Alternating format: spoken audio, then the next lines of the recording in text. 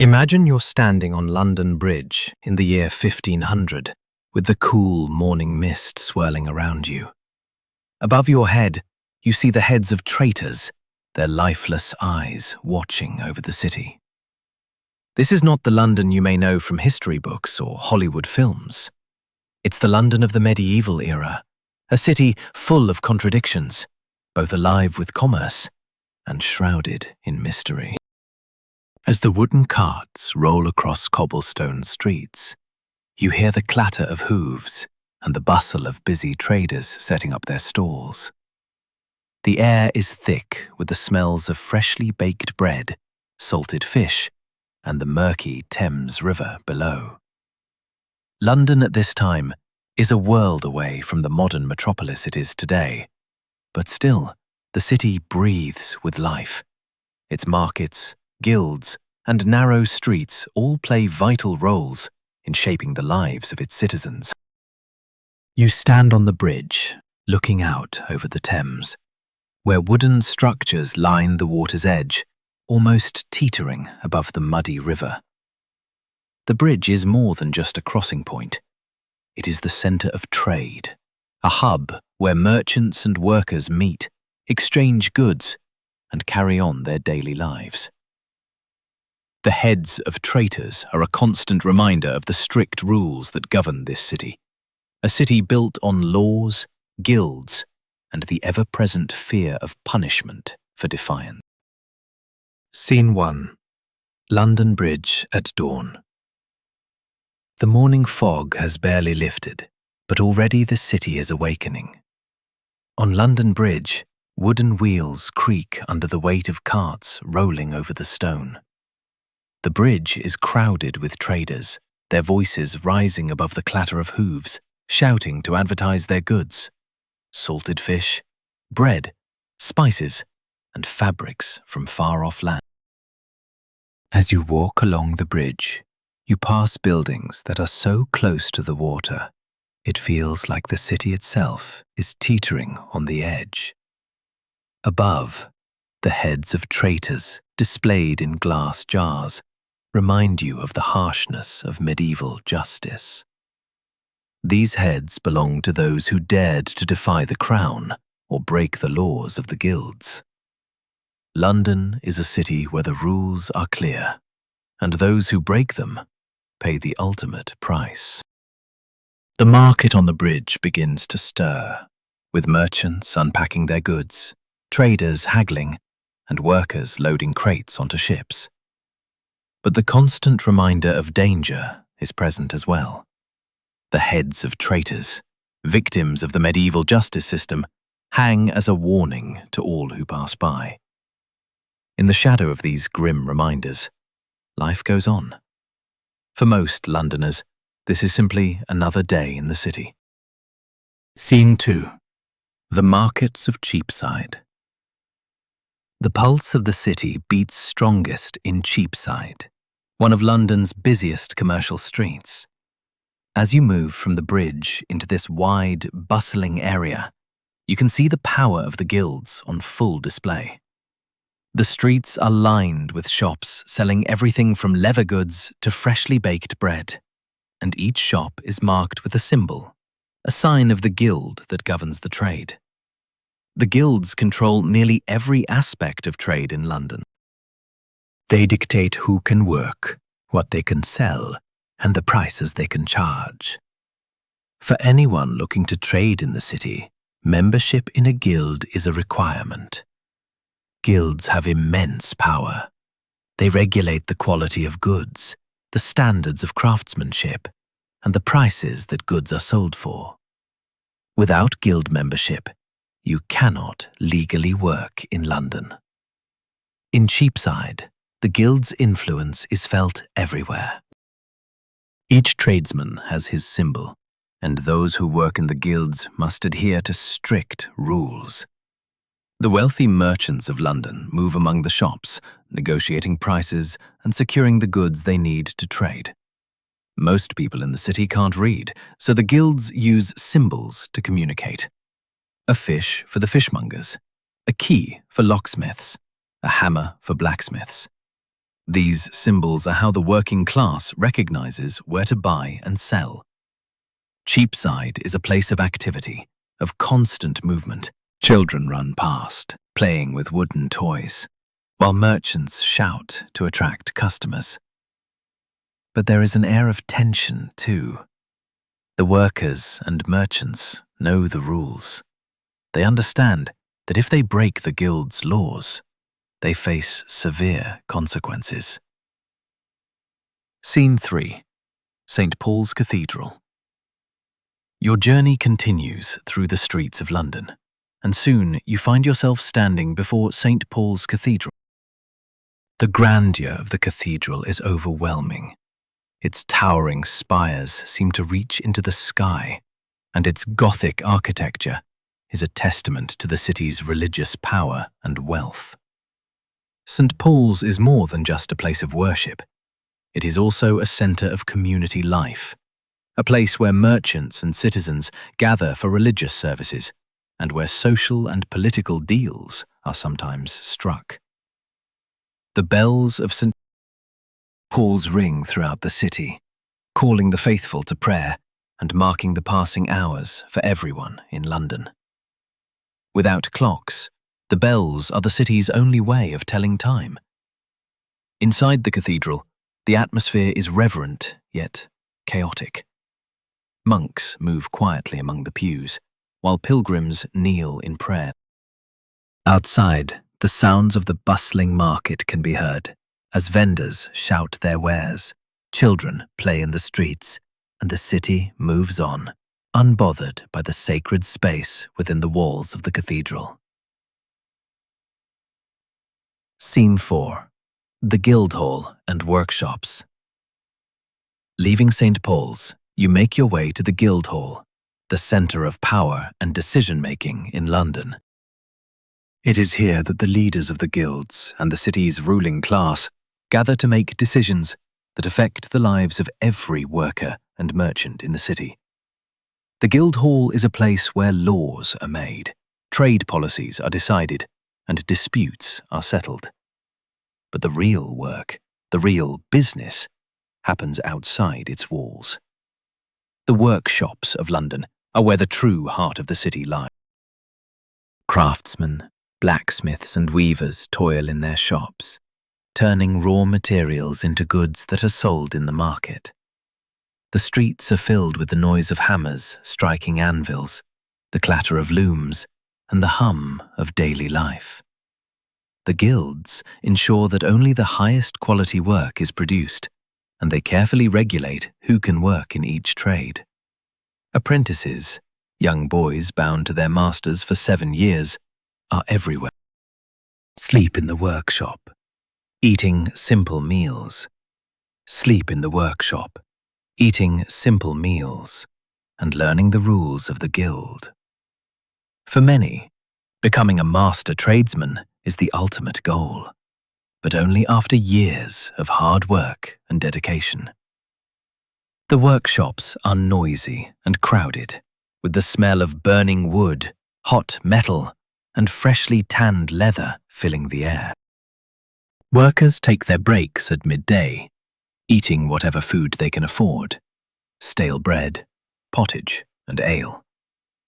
The sound of hammers, looms, and tools fills the air, a constant reminder of the hard labour that keeps the city running. Scene 5. Riverside Taverns. As the afternoon stretches on, the scene shifts to the Riverside Taverns. The low tide is exposed to the muddy banks of the Thames, and the smell of sewage, decaying fish, and rotting wood fills the air. The Riverside Taverns, made of timber and leaning precariously over the mudflats, stand as a testament to the rough and grimy side of medieval London. At this time, the river was not the romanticised setting we might envision today, but a busy, dirty, and sometimes hazardous lifeline for the city. The taverns are buzzing with workers who finished their long shifts. The air is filled with the sound of hearty laughter, the clinking of mugs, and the occasional argument over a game of dice. Ale is the drink of choice, safer than water, which often harbours disease. Most of the ale brewed in London is made by women, and the tavern keepers, often widows or older women, manage the busy trade of alcohol. Inside the dimly lit taverns, the ale is thick and dark, served in wooden pitchers, and the food is simple. Pottage, a thick vegetable stew, and dark rye bread. The tavern is a place of social interaction, a place where workers, merchants, and travellers can relax, share stories, and perhaps strike deals over a pint. But this social space isn't without its dangers. The tavern brawls are common, as the tension of the day gives way to the release of alcohol. In one corner, two dock workers argue over a dice game. Their shouting escalates, and fists are about to fly. The tavern keeper steps in with a commanding presence, diffusing the situation before it turns violent. The noise from the tavern and the streets outside can be deafening, but the tolling bells of the city's church spires ring out, signalling the approach of curfew. The city's gates will soon close, and everyone will have to retreat indoors. London, like many medieval cities, operates under a strict curfew. After the evening bells toll, the city locks down, and anyone caught outside without a legitimate reason risks punishment. This is a city that is always on the edge, ever vigilant of threats from within and without. Scene 6. The Merchant's House. As the day winds down and the sun sets, you find yourself walking toward the wealthy district, where the merchants live in stone townhouses along the river. The air has cooled, and the once busy streets are quieter now, with only the sound of distant bells marking the passing time. You approach a stone townhouse, an imposing structure with glass windows, a luxury in this period, where most people make do with wooden shutters. Inside, the merchant's family is sitting down to a lavish meal. The home is well furnished, with velvet curtains, candles burning on a long wooden table, and the smell of roasted fowl and spiced wine filling the air. This is the life of the wealthy: luxury, comfort, and abundance. Unlike the common folk who survive on pottage and bread, the merchant's family enjoys a feast of roasted meats, white bread, and wines that most Londoners can only dream of. The merchant himself, wearing a fine velvet robe, sits with his wife, who wears silk trim, as they discuss business and family matters. In front of him, the flickering candlelight illuminates parchment covered with numbers, debts, and promises. The merchant's wealth is not just in coin. It is in his network of credit, his extended promises, and his position in the world of trade. The wealth of London is measured not in gold and silver, but in the value of debts and future transactions. The merchant's life is one of calculated decisions, but behind the facade of comfort is the constant juggling of finances. The promise of wealth is fragile, built on a web of deals and credits. Outside, the bells toll once again, and the sound signals the closing of the city gates. The chains go up, the gates are sealed, and London is locked away for the night. The wealthy are safe in their grand homes, while the poor retreat to their humble dwellings, knowing that tomorrow the routines of life will start again. Scene 7. Streets after dark. Now, darkness falls over London. The city is eerily quiet. There is no street lighting, no gas lamps lining the roads. To navigate the streets after sunset, Londoners carry lanterns, lighting their way through the narrow, winding alleys. The overhanging upper stories of buildings cast long shadows, and the absence of light makes the streets feel almost suffocating. For those on the streets after dark, every step feels uncertain. The city is full of danger after nightfall. Crime is rampant, and the punishment for even minor infractions is severe. The punishment for theft, vandalism, or other crimes is branding, or worse, hanging. The streets are dangerous at night, with thieves lurking in the darkness. The watchmen patrol the streets, calling out the hour. Midnight and all's well. But the night holds many secrets. In the distance, a crash echoes through the alleyway. A watchman raises his lantern and peers into the darkness. But all he can see are the shadows and the shifting forms of the city. He calls out, but the night swallows his voice.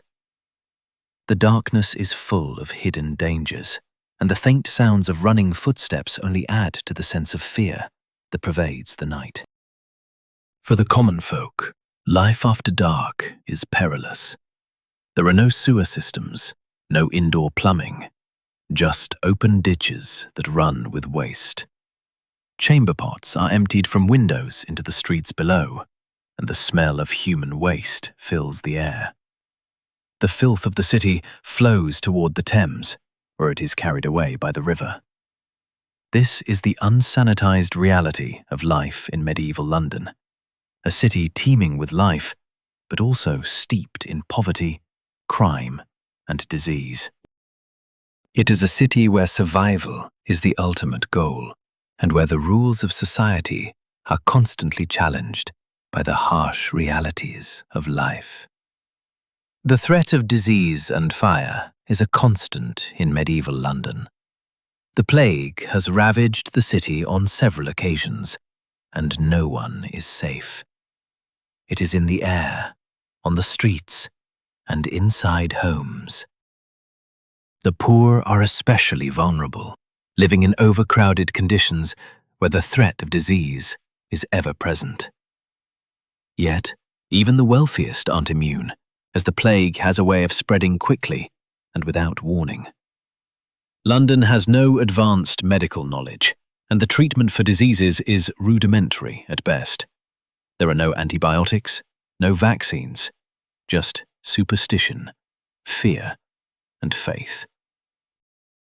The church plays an important role in offering comfort to those suffering from disease, but it cannot prevent death. The streets are filled with the bodies of the dead, and the church bells toll for those who have passed away, while graveyards fill quickly. The people of London live in constant fear of the next outbreak, knowing that disease is just as likely to strike the rich as it is the poor. Fire, too, is a constant threat. London is a city of timber buildings, narrow streets, and overcrowded living conditions.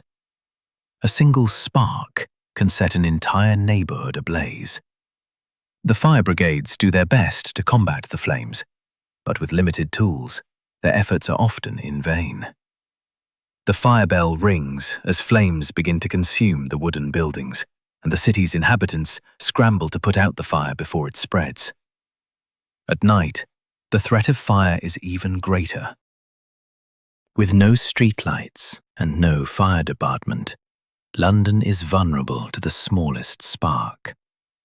The city is a tinderbox waiting to ignite.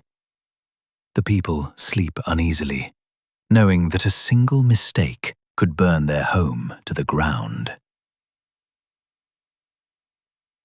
Scene 9. Social life and class divisions. As we continue through the streets of medieval London, we turn our attention to the social divisions that define the city. Class structure in the 1500s is rigid, with clear distinctions between the wealthy, the working class, and the poor. Yet, despite the stark divisions, London is a city of constant movement, where people from all walks of life interact in surprising ways. At the very bottom of the social hierarchy are the labourers, the apprentices, journeymen, and unskilled workers. These are the people who work long hours in the workshops, often living in poor conditions, earning meager wages, and struggling to make ends meet. They reside in cramped homes, or even in the workshops themselves, often sharing space with several others. Above the workers are the merchants, guildmasters, and shopkeepers, the middle class of medieval London. These are the people who keep the city running. They control the trade, the shops, and the markets. Merchants can rise quickly through the ranks, gaining wealth and status through successful business dealings, but they are still bound by the rules of the guilds and the city, and they must constantly navigate the intricate web of credit, deals, and relationships that define London's economy. At the top of the social ladder are the nobility and the clergy. The wealthy lords and ladies live in grand houses, often outside the city walls, and wield significant political and social power. The clergy, too, are highly influential, with their religious authority extending beyond the walls of the church and into the everyday lives of the citizens. Despite these rigid divisions, London is a city where upward mobility is possible.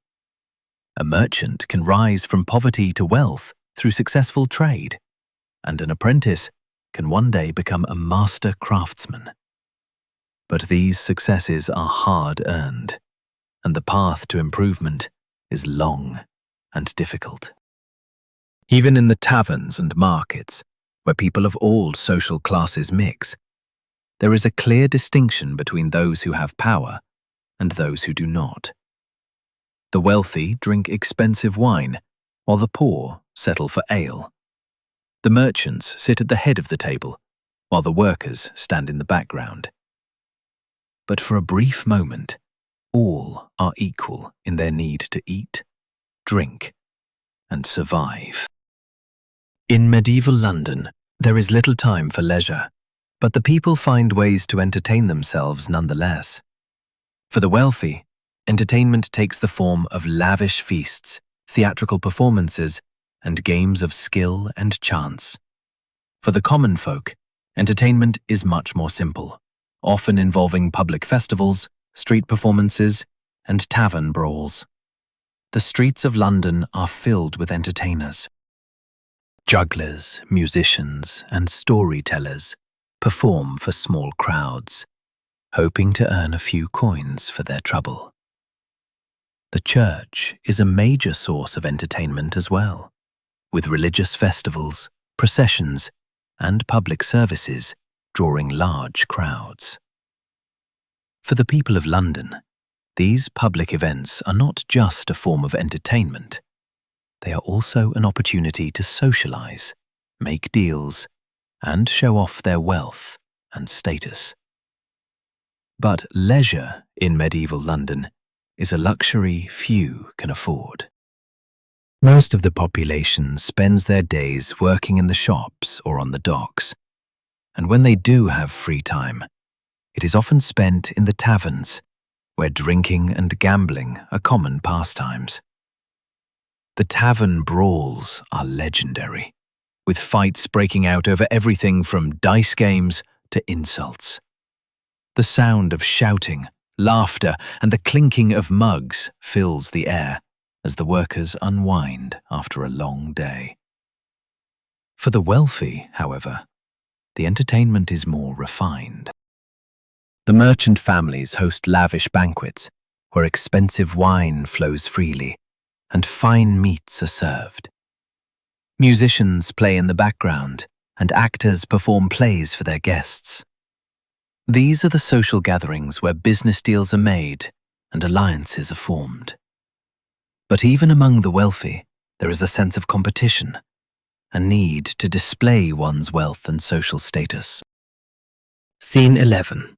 The end of the day, returning home. As the sun sets and the night deepens, London's streets grow quieter.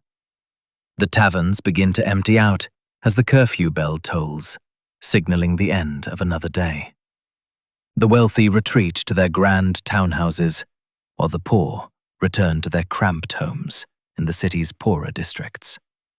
The city's gates are locked for the night, and anyone caught outside without a legitimate reason risks punishment.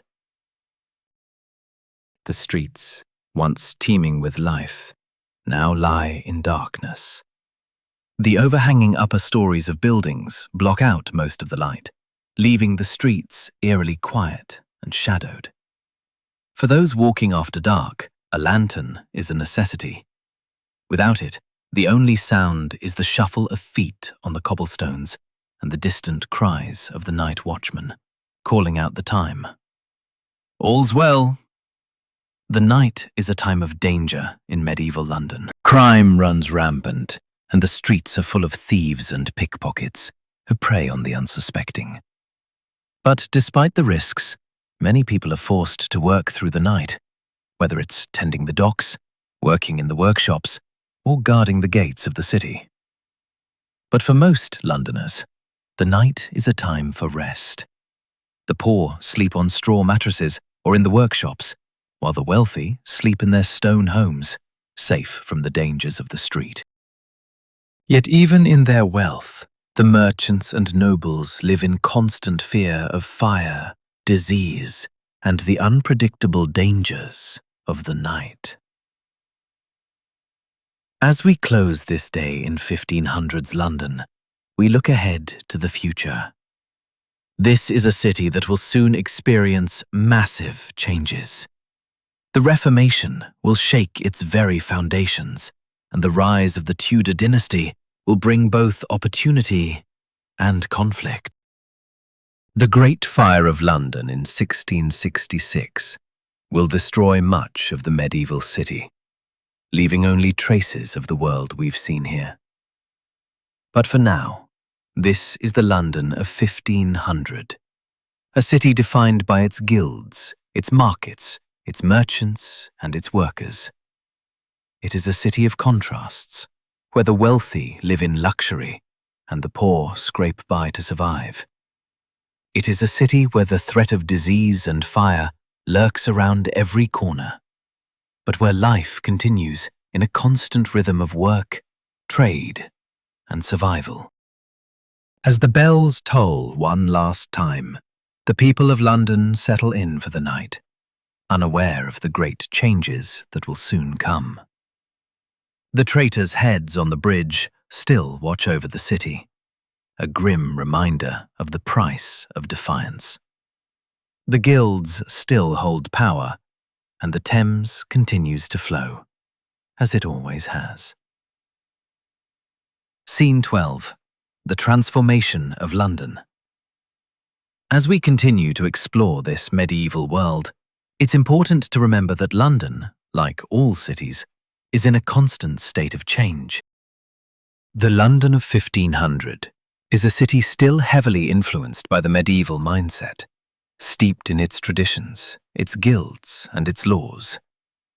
Yet it is also a city on the brink of transformation, where new ideas are beginning to take root. This transformation, though, will come slowly, through a mix of social upheaval, religious change, and the gradual shift in power that will shape the London of tomorrow. The Reformation, still decades away from hitting England in full force, will have a profound impact on London. King Henry VIII's split with the Catholic Church will change the course of the city's religious life and its relationship with the Crown. The dissolution of the monasteries will empty out the city's powerful religious institutions, and a new order will rise from the ashes of the old one. These changes, however, are not immediately felt by the people in the streets. For the average Londoner, life is a mixture of hard labor, survival, and rigid social structure. Most people remain unaware of the great political and religious changes happening behind the scenes. The streets of London are still filled with the sounds of hammers, the cries of vendors, and the buzz of the market. Life, for the vast majority of London's population, moves at the same steady pace, governed by the beat of the bells and the rhythm of the guilds. The rise of the merchant class. One of the most notable changes during this period, however, is the rise of the merchant class. While guilds and nobility still hold much of the power, the merchants are beginning to shape the city in new ways. The marketplaces of London, particularly in areas like Cheapside, become hubs of commerce, where wealth is increasingly being measured in goods, credit, and promises, rather than land or lineage. These merchants, many of whom started from humble beginnings, are the new power brokers of the city. Unlike the aristocracy, who rely on land ownership and title, merchants' wealth is based on trade. They buy and sell goods from all over Europe and beyond, and their influence in the city grows as their wealth grows. The merchant class isn't just important for their economic power. Their rise challenges the old social order. London is beginning to shift from a feudal society, where land and titles determine status, to a more economically driven society, where money and trade can elevate a person's standing. As these new power players take control of London's economy, they also start to exert influence in politics and governance. They join guilds, form trade alliances, and establish connections with the crown to protect their interests. London, it seems, is becoming a city defined by commerce and ambition, where the line between the rich and the poor becomes less about birthright and more about who can navigate the currents of trade. The challenges of a growing city. As London's population grows, so too do the challenges that come with it. The city's infrastructure, designed for a much smaller population, struggles to keep up. The narrow streets become even more crowded, and the wooden buildings, though charming, are a constant fire hazard. The city's sanitation system remains rudimentary at best, with waste and sewage flowing into the Thames, adding to the already dangerous conditions in the streets. This growing city also faces new economic challenges. As more people pour into London, there is increased competition for jobs, food, and housing. The city's workers, who already live in overcrowded conditions, are finding it more difficult to make ends meet. For those at the bottom of the social ladder, there is little hope of upward mobility. The gap between the rich and the poor is becoming more pronounced, and the lower classes begin to feel the strain of the city's growth. The rise of the merchant class and the growing wealth of the elite further exacerbate this divide. The wealthy merchants are able to afford the best homes, the finest food, and the most luxurious goods, while the working class struggles to survive on meager wages and overcrowded living conditions. The divide between these classes is palpable, and tensions begin to rise. The city is, in many ways, a microcosm of the larger changes happening in England. London is growing, changing, and evolving, but not without significant challenges. The streets may be bustling with activity, but they are also filled with the undercurrents of dissatisfaction, frustration, and unrest. For the lower classes, the hope of improving their position seems distant, and the power of the guilds and the merchant class can feel insurmountable. Scene 15. The Shadow of the Great Fire. As we watch the city grow and change, it's hard not to think about the inevitable. The Great Fire of London, which will strike in 1666, is already looming on the horizon, though the city is far from prepared for it. The very elements that make London so unique, its wooden buildings, its narrow streets, and its crowded markets, are also the very things that make it a tinderbox waiting to ignite. The fire, when it comes, will destroy much of the city.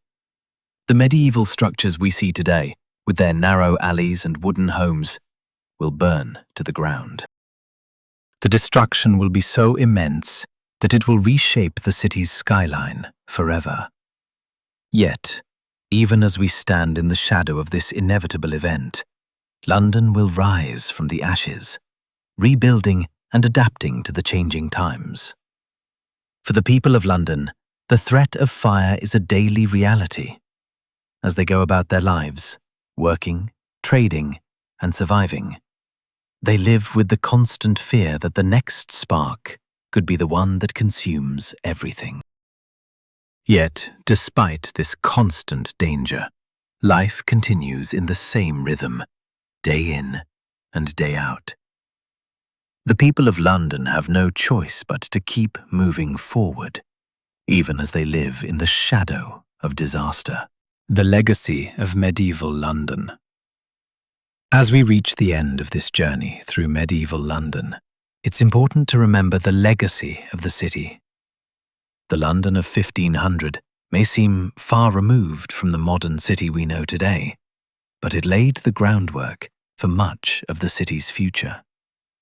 The rise of commerce, the growing power of the merchant class, and the development of a city defined by its guilds all shaped the London that would emerge in the centuries to come. Though the city will eventually change, as all cities do, the spirit of London, the spirit of commerce, of trade, of resilience, remains the same. The medieval city may be gone, but its influence is still felt today. The London we see now is the product of centuries of change, of fire, of plague, and of triumph. The bells toll one final time, marking the end of another day in medieval London. As the people sleep, unaware of the events that will shape their future, the city continues to breathe, grow, and evolve. London, like all cities, will change, but it will always carry the legacy of the past with it. The London of 1500 is a city full of life, but also full of challenges. It is a city of contrasts between the rich and the poor, the powerful and the powerless. It is a city on the cusp of transformation, with the rise of the merchant class, the spread of new ideas, and the looming threat of disaster. But for now, London continues its daily rhythm. The markets open, the guilds govern, and the people carry on, unaware of the changes that will come. As we leave the medieval city behind, we look forward to the future, knowing that London's story is far from over. Next time, we'll explore the London of 1666, the year the city burned. But for now, we say goodbye to the medieval London of 1500, a city that will soon face a new chapter in its long and storied history.